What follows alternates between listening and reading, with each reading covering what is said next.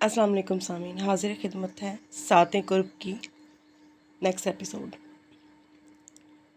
سامنے دور دور تک منظر بہت خوبصورت تھا۔ اس حویلی کی چار دیواری سے باہر بھی صاف نظر آ رہا تھا۔ وقفے سے لگے کینو کے پیڑ جن پر ہرے اور پیلے کینو جھولتے نظر آ رہے تھے، اور اس طرف سے آتی ہوائیں جیسے انہی کی مہک چرائے آ رہی تھیں۔ اس نے طویل سانس لے کر ساری مہک اپنے اندر اتار لی اور ریلنگ پر کوہنیاں ٹکا کر ذرا سا آگے جھکی تو نیچے لان میں کوئی کھڑا نظر آیا۔ اس کی طرف پشت کیے وہ ایکسرسائز کرنے میں مصروف تھا۔ وہ دلچسپی سے اسے دیکھنے لگی۔ وہ کمر پر دونوں ہاتھ رکھ کر پیروں کو مضبوطی سے جماتے ہوئے پیچھے کی طرف جھک رہا تھا۔ آہستہ آہستہ وہ بہت نیچے جھک گیا، اور جہاں وہ اسے دیکھ کر چونکی وہاں وہ ایک جھٹکے سے سیدھا ہو کر پورا اس کی طرف گھوم گیا۔ اے لڑکی، اندر جاؤ، وہ وہیں سے چلا کر بولا، اور اس کے لہجے پر حیران رہ گئی۔ اندر جاؤ، وہ پھر چیخا۔ اسے پھر غصہ آ گیا۔ یہ کون ہوتا ہے یوں رعب جمانے والا؟ کیوں؟ وہ بھی اونچی آواز میں تنک کر بولی۔ میں کہتا ہوں ہٹو یہاں سے۔ وہ نفی میں سر ہلا کر اطمینان سے بالوں میں برش کرنے لگی۔ کن آنکھوں سے اسے دیکھتی رہی۔ وہ بھاگتا ہوا اندر جا رہا تھا۔ ابھی وہ جھک کر نیچے دیکھنا چاہتی تھی کہ وہ دندناتا ہوا پیچھے اس کے سر پر پہنچ گیا۔ یہ شہر نہیں ہے، سمجھی تم؟ اس کے ساتھ اس نے کلائی سے اس کو پکڑ کر گھسیٹتا ہوا اندر لے آیا، پھر بالکونی کی طرف کھلنے والے دروازے کو بند کر کے اس کی طرف پلٹا۔ وہ کچھ حیران سی کھڑی تھی۔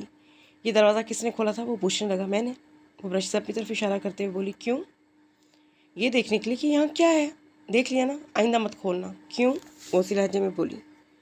یہاں سے بے پردگی ہوتی ہے۔ ارے، وہ خوامخواہ ہنسی۔ زوار شاہ بے پردگی کا اتنا خیال تھا تو بالکونی بنائی کیوں تھی؟ اگر ہمیں معلوم ہوتا کہ سارا تجمل شاہ کبھی تم جیسی بد لحاظ لڑکی کا یہاں آنا ہوگا، کبھی یہ بالکونی نہ بنواتے۔ وہ چبا چبا کر بولا۔ تم میری بے عزتی کر رہے ہو، اچھا؟ وہ تمسخرانہ انداز میں ہنسا، پھر براہ راست اس کی آنکھوں میں دیکھتے ہوئے بولا۔ سنو، یہ کسی معمولی آدمی کا گھر نہیں ہے، اور نہ یہاں لڑکیاں اتنی ارزاں ہیں کہ راہ چلتے لوگ انہیں بالکونیوں میں کھڑا دیکھیں۔ اگر تم نے یہاں رہنا ہے تو اپنا نہیں تو اس حویلی کی عزت کا خیال ضرور کرنا۔ زوار شاہ وہ کچھ بولنا چاہتی تھی کہ وہ بول پڑا۔ آغا جی کو معلوم ہو گیا کہ تم بالکونی میں کھڑی تھی تو وہ تمہارے مہمان ہونے کا لحاظ بھی نہیں کریں گے۔ وہ چپ چاپ اسے دیکھتی رہی۔ ویسے تم اچھی لڑکی ہو۔ وہ جاتے جاتے ایک دم پلٹ رہا۔ اس نے اس کی طرف رخ موڑ لیا۔ کچھ دیر بعد اسے بالکل اپنے قریب کھڑا محسوس کرنے لگی۔ وہ اتنا لمبا اونچا توانا مرد یوں لگا جیسے اسے مٹھی میں قید کر لے گا۔ دل ٹھہرنے لگا اور سانسیں رکنے لگی تو قدم بڑھا کر اس سے دور چلی گئی۔ پھر سے دروازہ کھلنے اور بند ہونے کی آواز آئی۔ تب اس نے پلٹ کر دیکھا، وہ جا چکا تھا۔ میرے خدا! کتنی دیر سے سینے میں رکی سانسیں ہونٹوں سے آزاد ہوئیں۔ بالوں میں انگلیاں پھنسا کر بیڈ پر گر گئی۔ عجیب آدمی ہے، وہ سوچنے لگی۔ کبھی شعلہ، کبھی شبنم جیسا، اور اس کی بولتی آنکھوں میں جانے کیا سحر ہے کہ اپنا آپ بھولنے لگتا ہے۔ میں اس کے سامنے نروس کیوں ہو جاتی ہوں؟ اپنے آپ سے الجھنے لگی وہ۔ سارا، ثنا اسے پکارتی ہوئے اندر چلی آئی۔ وہ اپنے خیالات سے چونک کر اسے دیکھنے لگی۔ کیا بات ہے، اکیلی کیوں بیٹھی ہو؟ کیا اکیلے بیٹھنا بھی منع ہے؟ وہ بلا ارادہ کہہ گئی۔ نہیں، میرا مطلب ہے آؤ نیچے چلتے ناشتہ کریں گے۔ ناشتہ تو میں نے کر لیا، وہ مسکرا کر بولی۔ کب؟ ثنا متعجب ہوئی۔ ابھی زوار شاہ نے مجھے بڑا زبردست قسم کا ناشتہ کروایا ہے۔ کیا؟ ثنا کو یقین ہی نہیں ہے۔ ہاں بھائی، وہ ہنسی اور پھر اسے اپنے بالکونی میں جانے کا پورا قصہ سنا دیا۔ اس کی بات سن کر ثنا کہنے لگی۔ تم برا مت ماننا سارا، اصل میں یہاں کا ماحول ہی ایسا ہے۔ چلو میں مانتی ہوں کہ مجھ سے غلطی ہوئی تھی، لیکن زوار شاہ کو آرام سے بات سمجھانی چاہیے تھی۔ وہ تو یوں چلانے لگا جیسے میں نے جانتے بوجھتے یہاں کے قوانین کی خلاف ورزی کی ہو۔ اس کی طرف سے میں معافی مانگتی ہوں، اور سنو، اس کی باتوں کو سنجیدگی سے مت لینا۔ وہ ذرا الگ مزاج کا مالک ہے۔ کیا مطلب؟ اصل میں آغا جی اسے بہت چاہتے ہیں، وہ سمجھ گئے۔ وہ فوراً بول پڑی۔ آغا جی کی بے جات طرفداری نے اسے بدتمیز بنا دیا ہے۔ نہیں، خیر بدتمیز تو وہ نہیں ہے، صرف بدتمیز نہیں بلکہ اکھڑ بد مزاج اور مغرور بھی ہے۔ لیکن تم اسے سمجھا دینا ثنا کہ آئندہ مجھ سے اونچی آواز میں بات نہ کرے۔ میں اس لہجے کی عادی نہیں ہوں۔ اپنی بے عزتی کو یاد کر کے اسے ایک مرتبہ پھر غصہ آ گیا۔ پلیز اپنا موڈ خراب مت کرو، ثنا التجائی لہجے میں بولی۔ چلو نیچے، سب ناشتے پہ تمہارا انتظار کر رہے ہیں۔ وہ کچھ خفا سی اس کے ساتھ چل پڑی۔ ڈائننگ روم میں داخل ہوتے اس نے قدرے اونچی آواز میں سب کو سلام کیا اور ڈیڈی کے برابر جا بیٹھی۔ رات نے ڈھنگ سے کھانا بھی نہیں کھایا تھا، اس لیے بڑی زبردست بھوک لگی تھی، لیکن جب ٹیبل پر نظر پڑی تو اس پر جھنجھلاہٹ سوار ہو گئی۔ اصلی گھی میں تلے پراٹھے، مکھن سے بھرا ڈونگا، لسی اور مختلف قسم کے حلوہ جات، یہاں سے وہاں تک ٹیبل پر اسی قسم کی چیزیں تھیں۔ وہ بیچارگی سے ڈیڈی کی طرف دیکھنے لگی۔ کیا ہوا؟ انہوں نے پوچھا تو سرگوشی کے انداز میں بولی، میں یہ سب نہیں کھاؤں گی، پھر مجھے سلائس چاہیے۔ سوری بیٹا، میں کہنا بھول گیا تھا تم۔ کیا بات ہے؟ بی بی جان نے سرگوشی میں نے باتیں کرتے دیکھا تو پوچھنے لگی۔ کچھ نہیں بی بی جان، ڈیڈی نے اسے خاموش رہنے کا اشارہ کرتے ہوئے کہا۔ میرا خیال ہے بی بی جی سارا کو یہ ناشتہ ہضم نہیں ہوگا۔ زوار اس کی طرف شرارت سے دیکھتے ہوئے بولا، اس کے لیے تو آپ چائے کے ساتھ پاپے سوری ڈبل روٹی اگر یہاں ملتی ہو تو۔ اس کا بولنے کا کوئی ارادہ نہیں تھا، لیکن اس کی بات پر خاموش نہیں رہ سکی۔ لمحہ بھر کو سب نے سر اٹھا کر اسے دیکھا تھا، شاید اس لیے کہ بات عجیب سی کی تھی اس نے، کہ بزرگوں کی موجودگی میں بھی وہ زوار شاہ سے بات کر رہی تھی۔ تمہاری اطلاع کے لیے عرض ہے، یہاں سب کچھ ملتا ہے، ہر چیز ملتی ہے، وہ چیزیں بھی جو تم نے کبھی خواب میں بھی نہیں دیکھی ہوں گی، جیسے کہ تم بڑی نایاب شاہ ہو زوار شاہ۔ واقعی اس سے پہلے میں نے تم جیسا بندہ نہیں دیکھا۔ سارا آقا جی کا سرد لہجہ کم اسے خاموش کرا گیا۔ لڑکیاں اس طرح بات نہیں کرتیں۔ وہ جواب دینا چاہتی تھی کہ ڈیڈی نے اس کا ہاتھ دبا کر خاموش رہنے کو کہا، تو وہ اسے گھورتی ہوئی کرسی سے دھکیل کے کھڑی ہوگی۔ ناشتہ نہیں کرو گی؟ آقا جی پوچھنے لگے۔ آئی ایم سوری آقا جی، مجھ سے یہ سب نہیں کھایا جائے گا۔ سب کھانے کو کون کہہ رہا ہے؟ وہ پھر بولنے سے باز نہیں آیا۔ آقا جی اگر یہ اسی طرح بات کرے گا تو مجھے جواب بھی دینا پڑے گا، میں اس کی بکواس زیادہ دیر برداشت نہیں کر سکوں گی۔ زوار شاہ پتر، یہ تمہاری مہمان ہے، کچھ لحاظ کرو، اور پھر شہر سے یہ تمہاری باتیں برداشت نہیں کرے گی۔ آقا جی اسے سمجھانے لگے۔ وہ اس موقع سے فائدہ اٹھا کر باہر آ گئی۔ وہ اگر الگ مزاج کا بندہ تھا تو میں بھی ذرا مختلف قسم کی لڑکی ہوں۔ اپنے کمرے میں آتے ہوئے اس نے سوچا، اب تک اس نے صرف حویلی کے اندر کی لڑکیاں دیکھی تھیں جو اس کی بری بھلی باتیں سب برداشت کر لیتی ہوں گی۔ میں تو ٹھکانے لگا دوں گی اس کے مزاج، بھلے سے آقا جی کی ڈانٹ بھی سننی پڑے۔ ویسے شے زبردست ہے، اس نے اعتراف کیا۔ میں نے واقعی پہلے کبھی بندہ نہیں دیکھا ایسا، اپنی تمام تر بدتمیزیوں کے باوجود اچھا لگا۔ آنکھوں میں تو شرارے بھرے ہیں، زیادہ دیر تک میں اسے دیکھنے کی ہمت ہی نہیں ہوتی۔ توبہ میں کیا سوچنے لگی ہوں، اس نے اپنے آپ کو سرزش کیا، پھر صوفے کی پشت سے ٹیک لگا کر آنکھیں بند کر لی۔ بھوک سے اب اس کے پیٹ سے آوازیں آنے لگی تھیں اور سر بھی چکرانے لگا تھا۔ اس نے سوچا سب آپ ہی سے کہہ کر کچھ کھانے کا بندوبست کرائے۔ وہ ابھی اٹھنے کا ارادہ ہی کر رہی تھی کہ دروازہ کھلنے کی آواز پر آنکھیں کھول کر دیکھنے لگی۔ جو خاتون ٹرے اٹھائے اندر داخل ہوئی تھی، انہیں دیکھ کر وہ فوراً کھڑی ہو گئی۔ بڑھ کر ٹرے ان کے ہاتھوں سے لیتے ہوئے بولی، آپ نے کیوں تکلیف کی؟ مجھے بلا لیا ہوتا۔ کوئی بات نہیں بیٹی۔ پرشفقت لہجے نے اسے مزید شرمندہ کر دیا۔ میری سمجھ میں نہیں آ رہا میں آپ کو کیا کہہ کے مخاطب کروں۔ تم میرے لیے اسما کی طرح ہو، اگر تم مناسب سمجھو تو امی ہی کہہ لیا کرو۔ میں آپ کو امی کہنا چاہ رہی تھی، پھر خیال آیا کہیں آپ کو برا نہ لگے۔ برا لگنے سے حقیقت نہیں بدل جاتی۔ میں بہرحال تمہاری ماں ہوں، سوتیلی ہی صحیح، اور ہاں مجھے برا نہیں لگے گا۔ آپ جیسی مہربان خاتون سوتیلی ماں نہیں ہو سکتی۔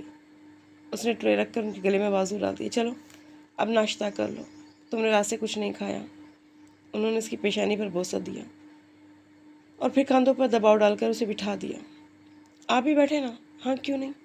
وہ اس کے برابر بیٹھ گئی۔ اس نے ڈرتے ڈرتے ٹرے کی طرف دیکھا کہ کہیں پھر سے وہی چیزیں تو نہیں ہیں، لیکن سلائس اور آملیٹ کے ساتھ چائے دیکھ کر وہ خوش ہو گئی تھی۔ جلدی جلدی اس نے چائے بنائی۔ خالی پیٹ چائے مت پیو، پہلے کچھ کھا لو، اس نے کہا۔ اس نے کپ دوبارہ ٹرے میں رکھ دیا اور 2 سلائس کے درمیان آملیٹ رکھ کر اس نے ان سے پوچھا، آپ لیں گی؟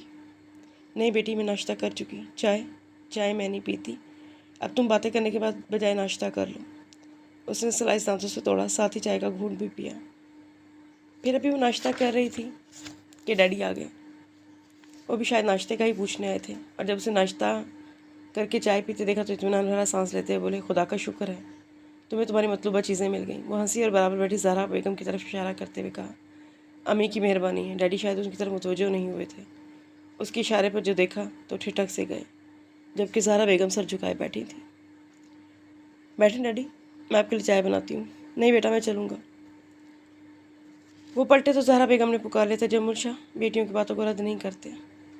ڈیڈی اس کی طرف دیکھنے لگے تو اسے اپنی یہاں موجودگی عجیب سی لگنے لگی۔ آپ بیٹھیں ڈیڈی، میں اور چائے لے کر آتی ہوں، یہ کچھ ٹھنڈی ہو گئی ہے۔ وہ اسی بہانے ٹرے اٹھا کر کمرے سے باہر نکل آئی۔ سیڑھیوں سے اتر کر ہال میں آئی تو کچھ کنفیوز ہو گئی، کیونکہ کچن کا راستہ معلوم نہیں تھا اور اس وقت ہال میں کوئی موجود نہیں تھا جس سے پوچھ لیتی۔ اپنے آپ کو انتہائی بے وقوف تصور کرتی ادھر ادھر دیکھ رہی تھی کہ سامنے کے دروازے سے زوار شاہ آتا نظر آیا۔ اس نے غیر محسوس طریقے سے رخ موڑ لیا اور یوں پوز کرنے لگی جیسے اس نے دیکھا ہی نہیں۔ تمہارے یہاں ناشتہ پورے گھر میں گھوم پھر کر کیا جاتا ہے؟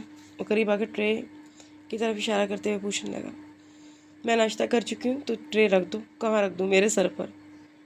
وہ زور زور سے ہنسنے لگی۔ ہنس کیوں رہی ہو؟ میں تصور کی آنکھ سے دیکھ رہی ہوں کہ تم سر پہ ٹرے اٹھائے کیسے لگ رہے ہو۔ لمحے بھر کو وہ بھی مسکرایا، پھر سنجیدہ ہو کر بولا، جاؤ کچن میں رکھا ہوں، کچن کا راستہ نہیں معلوم؟ کیسی لڑکی ہو، کچن کا راستہ ہی نہیں معلوم؟ اس نے مذاق اڑایا۔ یہ گھر میرا نہیں ہے۔ نہیں ہے لیکن ہو تو سکتا ہے۔ بس یہیں وہ نروس ہو جاتی تھی۔ زو منی بات اور پھر آنکھوں کی زبانی، بہت سی انکہی داستانیں اور ستمگری آنکھیں بھی تو غضب تھیں، پل میں تسخیر کر لیتی۔ زوال شاہ مجھے بتاؤ کچن کس طرف ہے؟ وہ لج کر بولی اور محظوظ ہو کر ہنس پڑا۔ دائیں طرف چلی جاؤ، گیلری کے اختتام پر کچن ہے۔ وہ فوراً اسی طرف چلی گئی۔ کچن میں داخل ہوتے سے ٹرے پر رکھنے کے انداز میں سنک پر رکھی اور چائے بنانے کے لیے کیتلی تلاش کرنے لگی۔ کیا چاہیے بی بی؟ ملازم سے پوچھنے لگا۔ کیتلی کہاں ہے؟ میں چائے بناؤں گی، میں بنا دیتا ہوں۔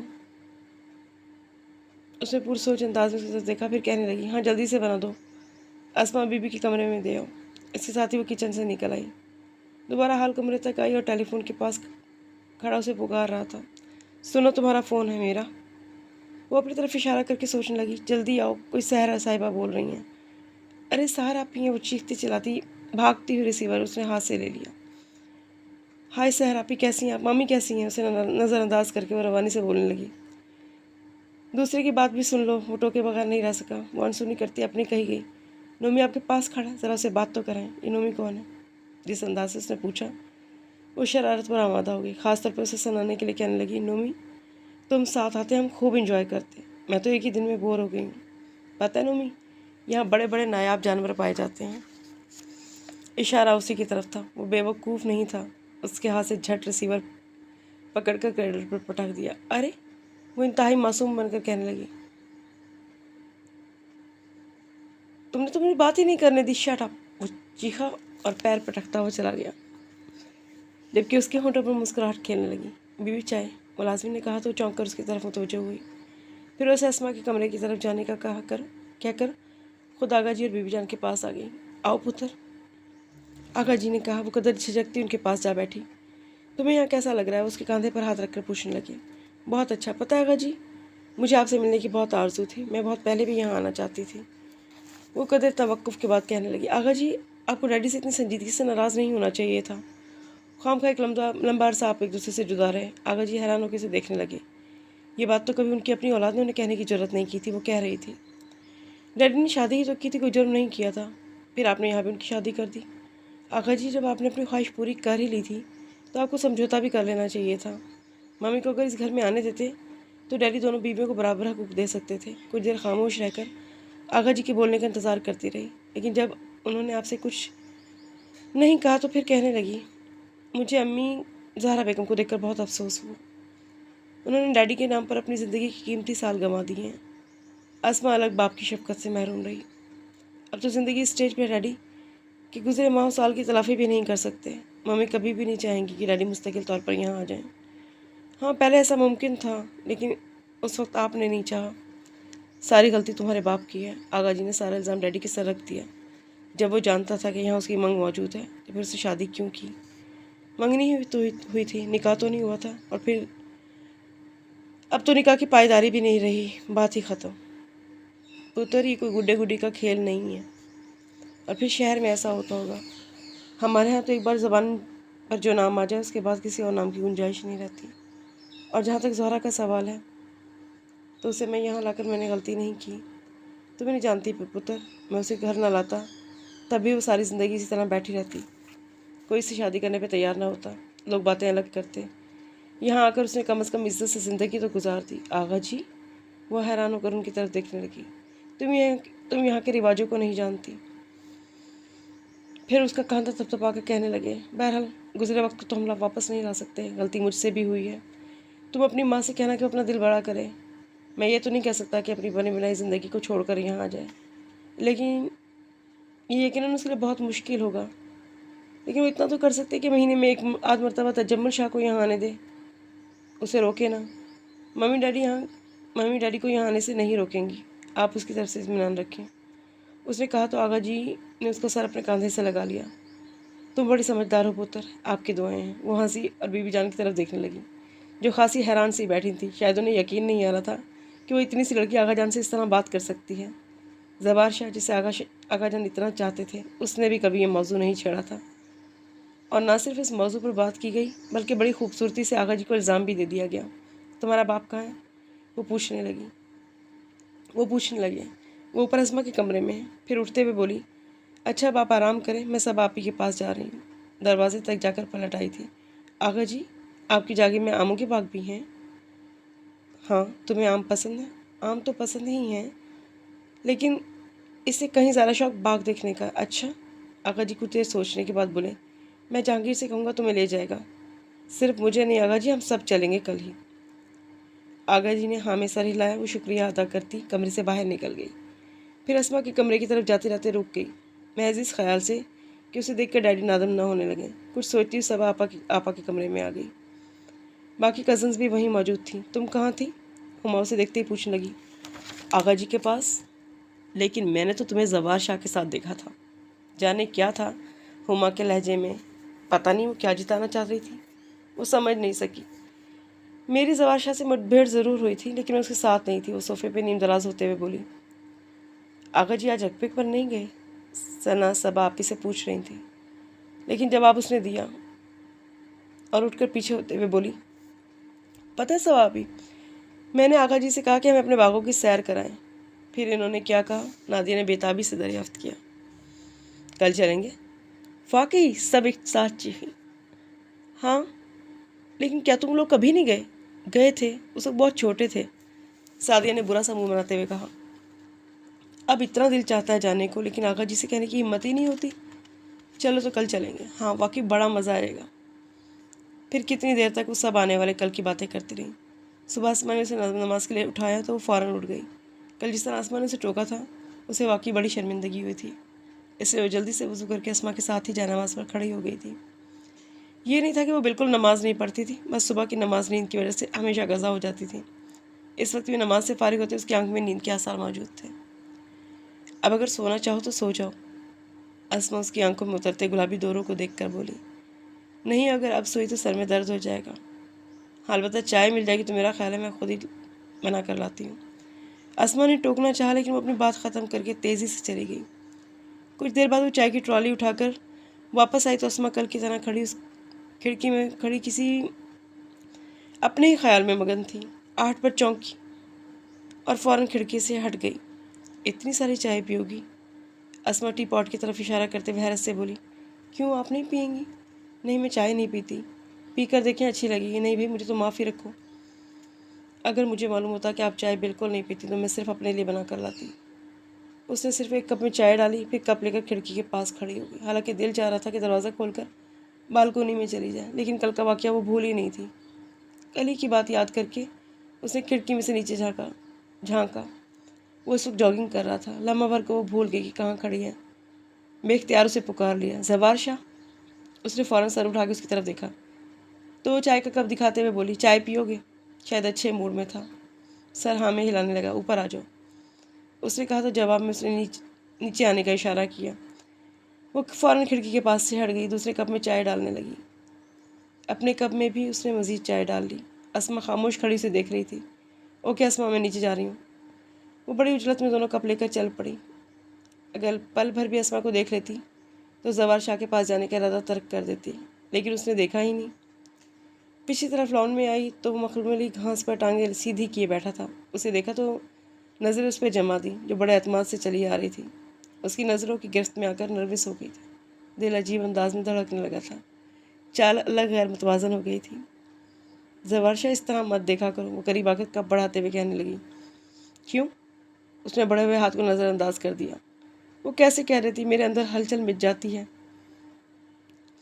میں کچی ڈور سے بندھی چلی آتی ہوں۔ بامشکل اپنے آپ پر قابو پا کر بولی، پکے بے ایمان لگتے ہو۔ وہ ہنسا اور اس کے بڑے ہوئے ہاتھ کے ساتھ کلائی بھی پکڑ لی۔ کیا کرو، چائے گر جائے گی۔ صرف چائے؟ وہ شوخی سے بولا اور کلائی کو اپنی طرف کھینچ کر اسے اپنے پاس بٹھا لیا۔ وہ اس کی طرف دیکھنے سے گریز کرنے لگی۔ کیونکہ ایسے لمحوں میں اسے اس کی بے حد خوبصورت آنکھیں انکہی داستانیں سنایا کرتی تھیں۔ یہاں کا موسم تو بہت اچھا ہے، وہ اس کی توجہ اپنی طرف سے ہٹانے کی غرض سے بولی۔ پھول ہمارے ہاں بھی کھلتے ہیں،